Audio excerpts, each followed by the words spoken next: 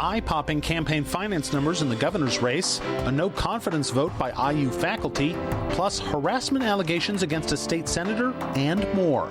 From the television studios at WFYI, it's Indiana Week in Review for the week ending April 19th, 2024. Indiana Week in Review is made possible by the supporters of Indiana Public Broadcasting Stations. This week, campaign finance reports show Indiana's 6 Republican candidates for governor have spent more than $35 million in the most expensive primary in state history, with $20 million of that total coming in just the last 3 months. Despite raising far less money than 3 of her opponents, Lieutenant Governor Suzanne Crouch has the significant financial advantage heading into the final weeks of the primary campaign. Crouch has more than $3 million cash on hand, while none of her 5 opponents has more than $1 million. Still, U.S. Senator Mike Braun, Brad Chambers, and Eric Doden likely won't struggle for money in the run-up to primary election day. Those 3 combined raised nearly $12 million so far this year, while spending almost $18 million. Curtis Hill and Jamie Rittenauer are on the outside looking in when it comes to money. Hill ended March with about $34,000 in his campaign account, and Rittenauer about $6,000 in hers. Is the money making any demonstrable difference? It's the first question for our Indiana Week in Review panel. Democrat Lindsay Haake, Republican Chris Mitchem, John Schwantes, host of Indiana Lawmakers, and Niki Kelly, editor-in-chief of the Indiana Capital Chronicle.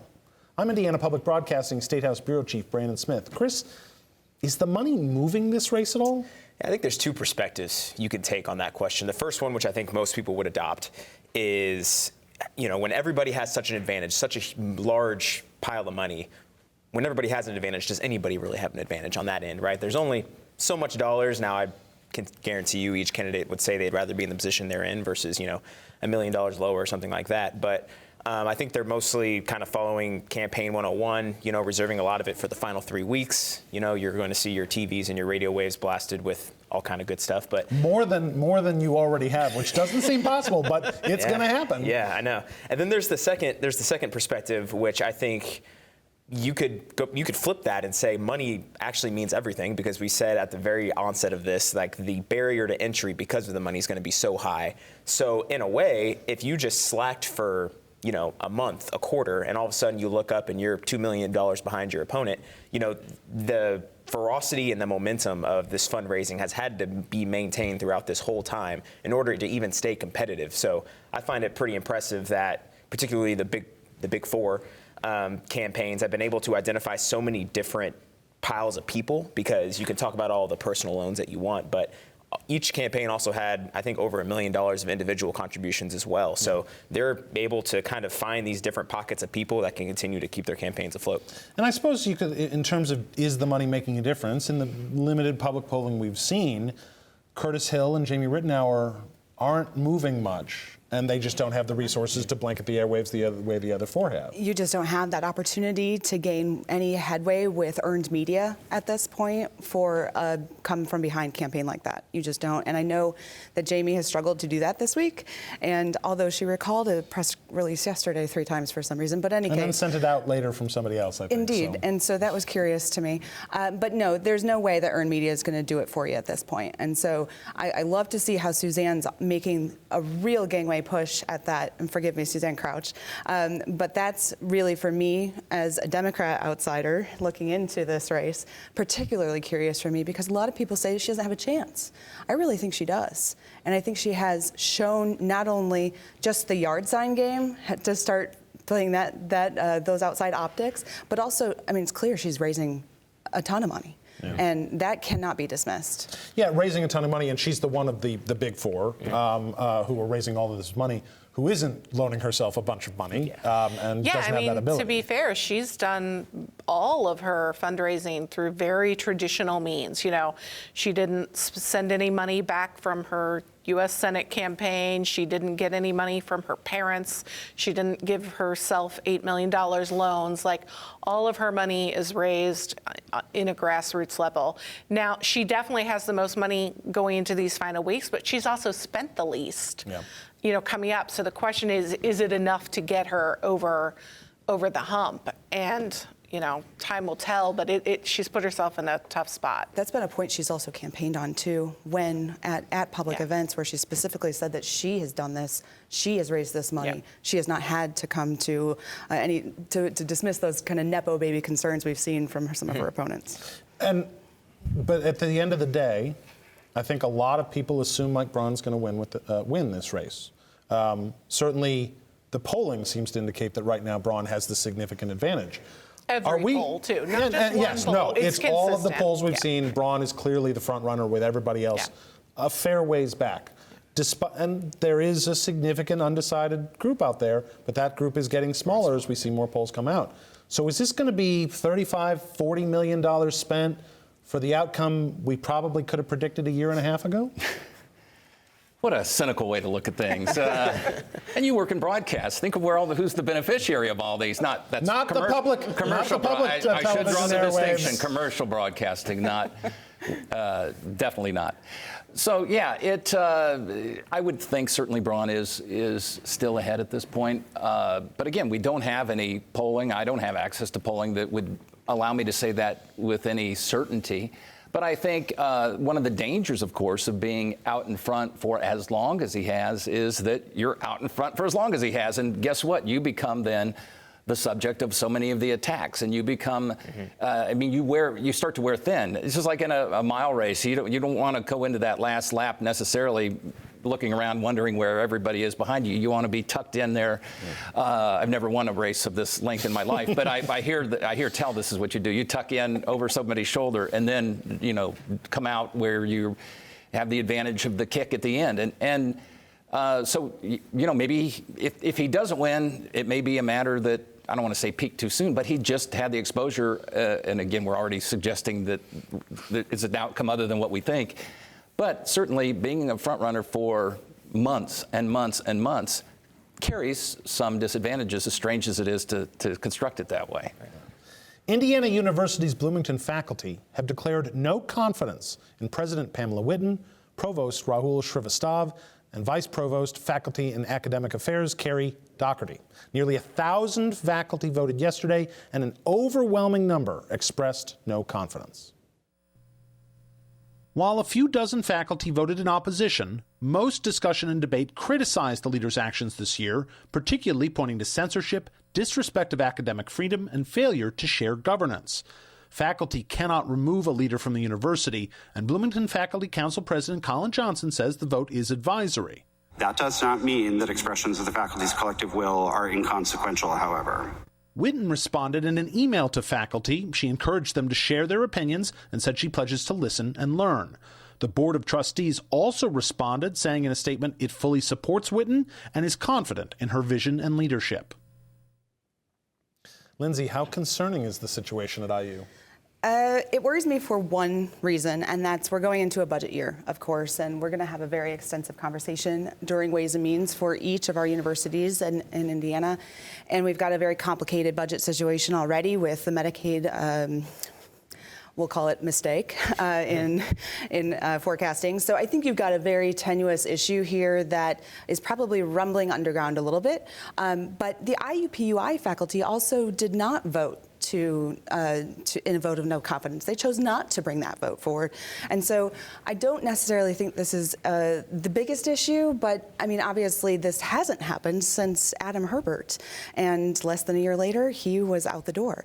So I think you've got some concerns, obviously, but on the greatest weekend in college intramural sports with the Little Five starting as we tape right now, I've got to say, I'm not worried about IU being anything but a force for good. This isn't happening in a vacuum. It's coming off of the Senate Bill 202 debate in the legislative session, where lawmakers were clearly expressing frustration with higher education, the state of higher education. This is actually, this no confidence vote's coming from the other direction of that, heading into a budget cycle where things are probably about to get a lot tighter across the board because of how much money we're going to have to spend in certain areas. How concerning is the situation at IU? I never thought I would genuinely line up on the side of, the administrative side of a higher education institution. I never would. But I really enjoyed what the IU Board of Trustees came out and said, which is what I also believe, which is she's in a no-win situation here. I mean, you have pressure from the General Assembly on one side saying, hey, you need to make sure you are embracing intellectual diversity. And also, hey, we've just defined anti-Semitism, which obviously got vetoed, but still the effort was there. Right. So now we expect you to crack down more on that. And then you have from the other side, all of the arguments about this no confidence vote came from kind of social pressured things. Most of the time in your no vote of confidence, it's a big curriculum change or a big financial change, something like that. Most of these came from the fact that, you weren't pushing back against the General Assembly hard enough, or, you made somebody with, pro-Palestinian views, take down some artwork or something like that. So, you have the General Assembly over here saying one thing, and you have the people that are under you saying another thing. So I think the Board of Trustees actually did a really good job of saying, this is a really hard situation. College campuses across the United States are facing this issue. So we stand behind her. We stand behind the vision that she has. Although it is worth noting that anytime, almost 30% of your faculty come and agree on something, that's that's worth cause of concern. Is this fall under the category of one of those, if both sides are angry, we're probably in the right spot in the center? No, I wouldn't say that. I think this is problematic. And I say that as a proud graduate of Indiana, and my daughter's at the aforementioned race, which you mentioned, starting at this moment. What is troubling about it, it's not even, yes, the budgetary issue is perhaps, and the ongoing problems that you described bubbling under the surface. That may be a challenge. But the bigger challenge, I think, when you see a vote of no confidence is in recruiting of faculty and in terms of research funding, which is so hyper-competitive now. When you're looking, we all talk about an enrollment cliff, that the demographics are such, and that applies primarily to the undergraduate population, and maybe undergrads aren't as attuned to this. Maybe they're motivated by football records, basketball records, and the aforementioned great college weekend. But when you look at faculty hiring, and you look at getting the best and brightest, and you look at the incredible competition in all disciplines for federal dollars, for philanthropic dollars, and other sorts of things, that's where I think you have a bigger question mark surrounding a vote of no confidence. Not necessarily as much with the General Assembly. They did have a very successful IU Day this past week where they did raise a ton of money. In terms of that concern that John just mentioned, and we also, at a time in the state where we are continuing to harp on the need for people with some sort of post-secondary attainment. Now, we're doing very well. We just had the state of higher education address. We're fifth in the nation in credentials and things like that. That's great. We're middle of the pack overall in the country for post-secondary attainment. So, which means we're struggling on college degrees, which are still important in a lot of fields. Yeah, is that the part struggling on the college degrees is not just Indiana, though. No. This is a national issue of a lot of younger people have, due to the cost, begun to question what they're getting, from those degrees. And so I think that's separate. I do, I get that 30% is a lot of people, but it's still nowhere near. I mean, you could argue, well, 70% are fine with her, Right. So didn't show up even to the meeting. Yeah, right. Exactly. And so, I'm not sure how big of a deal it is.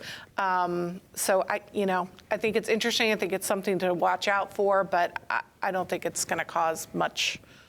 One thing difference. that benefits IU in this competition for talent, faculty talent, and others. So many other state schools are having the very same challenges across the country. Yes. It's one of those things where it's not as if this is the only place we're seeing upheaval. So and it's all a social upheaval. They're not unhappy with their pay or their work.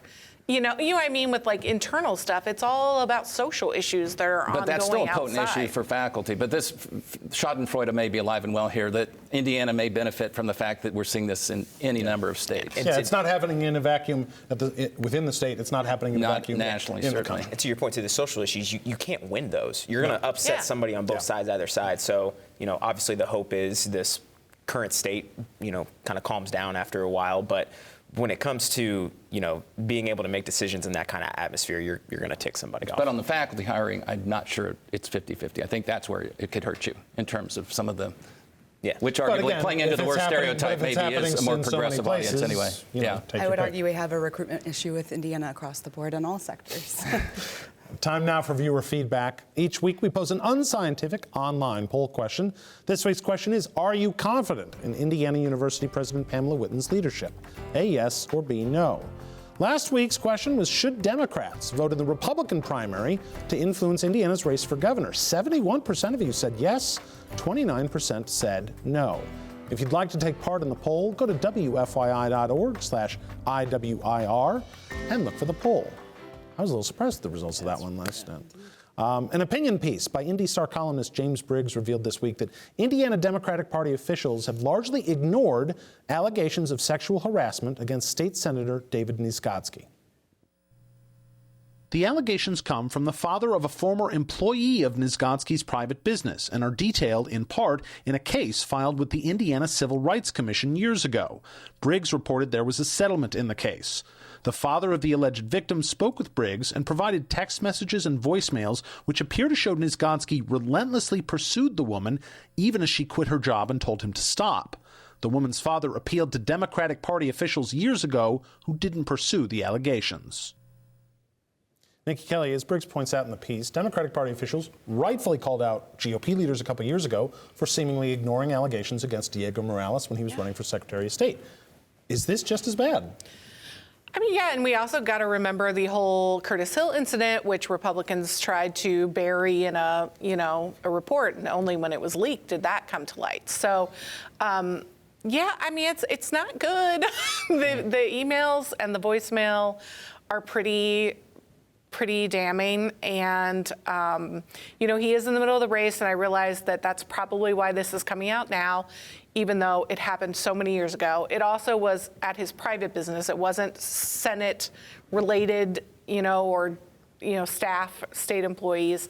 But at the same time, as a voter, I could see wanting to know stuff like this. If he's, he's a married man who was, really putting it hard on a single mom who clearly did not and who was want clearly the saying advances. No. Who was clearly Exactly. saying no. Yeah. In terms of the impact, he's up for a primary in what's expected to be a relatively safe Democratic seat. So the race is in the primary, like so many seats in the General Assembly now. And he has a legitimate opponent. I mean, sometimes you see people just throw their name in the ring. This is the county, I think it's the county treasurer in St. Joseph County. Mm-hmm. Is this the sort of thing that can take down an incumbent? I mean, maybe I don't have my finger on that particular race. His campaign is stressing his empathy for women and the challenges they face in terms of everything from, there's an allusion to reproductive rights and other sorts of issues in terms of the tangible and intangible costs that women in society face in so many aspects of their lives. So I don't know if there's a cause and effect here, if that's the tone of the campaign or the messaging was in anticipation of this or in response to this. I don't know. And I've seen no polling. Anything would be a finger in the wind in terms of what I'm guessing. Would it lessen a margin of victory? Maybe. But keep in mind, this is somebody who is seeking a third term in the Senate. He's not an unknown commodity. And so people, I think, this type of these stories and allegations, while certainly serious and no one's trying to downgrade them at all, if you're an unknown and you're just arriving on the scene, I think these sorts of allegations can take a higher toll than if somebody says, "Oh, that's Dave. I've known him for gone to church with him. I've done business with him for," and maybe that's a mitigator for those who will. It plays to his advantage, I think, politically. From a purely political sense, in terms of when this is sort of hitting the newsstands, if you will, to use an old parlance, is it a little too late in the race for it to make a significant impact? No, I mean, like I mentioned earlier, you kind of save all of your arsenal for this time, right? Because when people start tuning in and actually being like, "Oh, there's a primary coming up, I should probably figure out who's on the ballot, what am I going to do?" Because even though we're in 2 weeks into early voting, so much of the time it feels like the people who vote early are the ones who they knew going in, they've known for a long time what they were going to do. Exactly. So, when you take into that sense, and this is the first thing you see, even if you're not super plugged in, even if you, are one of the people that kind of focus on more higher level races, the governor, presidency, Congress and stuff like that, your state senator, which is, arguably more important and more impactful, And maybe if you don't know everything about that race versus others, and this is the first thing you see, the incumbent star can only get you so far. So I think this could have an impact, which is certainly disappointing, just because Senator Niezgodski is one of the kind of one of the more moderate, I guess you could say, Democrats known for working across the aisle, things like that. In terms of the party, it's noted in the piece that a lot of the party officials that the alleged victim's father was trying to get attention from are no longer in those leadership positions. The county party chair is different. The state party chair is different from what it was back then. But does there need to be somewhat of a reckoning within the Indiana Democratic Party as to how the party handles these issues? There needs to be a reckoning at the Indiana State House. I mean, this is not a Democrat or Republican issue in any way, shape, or form. This was a problem when I was on staff years ago. This was a problem since day one. This is a product of the systemic patriarchy that built our legislature and our form of government. And so this needs to be on leadership's shoulders to elevate as an important issue and hopefully address. Indiana Public Access Counselor Luke Britt released an informal opinion last December stating that the information gathered by terminated pregnancy reports, or TPRs, could be used to identify patients, quote, especially in smaller communities. Indiana Public Broadcasting's Abigail Ruman reports Attorney General Todd Rokita recently released an advisory opinion that says the decision to not disclose them complicates enforcement of Indiana law. Rokita says the reports have been publicly available since the 1970s, but there was an abrupt change in policy following Britt's opinion. However, with fewer patients receiving abortions, the Indiana Department of Health raised concerns that releasing the full individual reports could violate patient confidentiality, especially with increased reporting requirements added in 2022. Rokita claims the reports should be released in their entirety for the sake of enforcement. Despite that, the AG's response to the patient privacy concerns is that the IDOH can redact information that could be used to identify patients. Britt's opinion said the statute requires the IDOH to provide aggregated data in a public report, which suggests the individual forms are non-public. Neither opinion is legally binding. John Schwantes, as journalists, you're a First Amendment absolutist for the most part. We always want as much access to records as possible, and increasingly we find that we don't have as much access as we'd like. In this situation, how should we feel about this? Yeah, I hate to make any argument against public disclosure, but in this case, we do have an exemption in the public record statute that relates to medical records specifically in terms of not aggregate data where you can look at, mortality trends, but in terms of the patient records and that interaction with a physician and a patient is already seems to be covered by existing statute. And when you look at issues of public importance and why I think not just journalists but the public at large should have access, it's about how public dollars are allocated and how decisions are made and shaped and perhaps distorted or deflected by outside influences, and whether it's money, financial gain, or prospects, or whatever. You look at what, as a state, some of the same people who think these, Todd Rokita and others who think these records should be open, are the quickest ones to say that you shouldn't have access to who's selling death penalty drugs to the state of Indiana. That's an exception that was sort of snuck in. Now the Supreme Court weighed in on the Indiana Supreme Court in a different manner, but that was snuck into, I believe, a budget bill at the 11th hour to keep the public from knowing something about arguably an important aspect of public policy, which is how we decide to take the life of someone else in the name of justice. We see the same thing with gun ownership. Heaven forbid anybody ever see who owns guns, either sales records or gun permits. Not that you even need a gun permit anymore, but back in the quaint days when you had concealed carry permits, those were outside the public's purview as well under statute.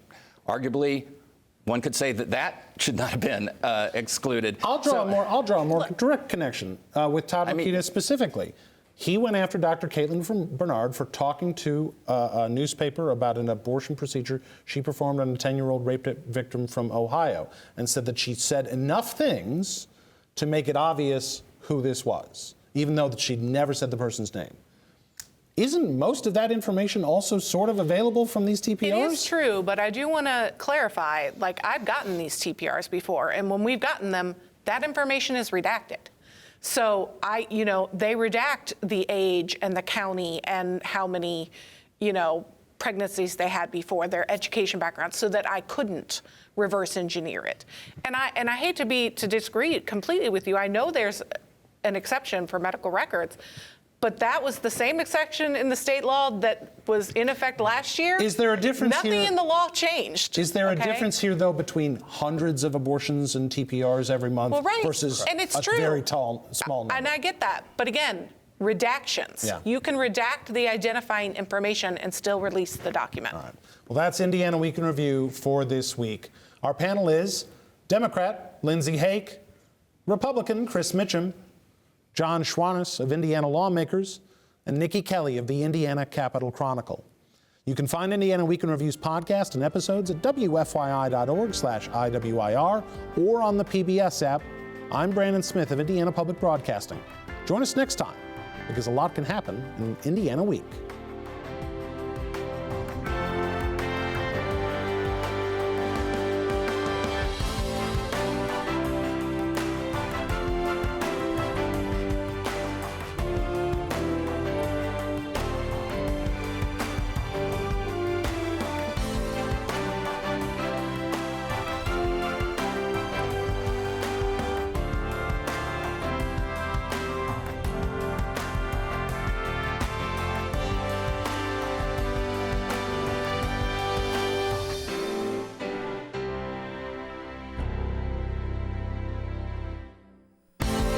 The opinions expressed are solely those of the panelists.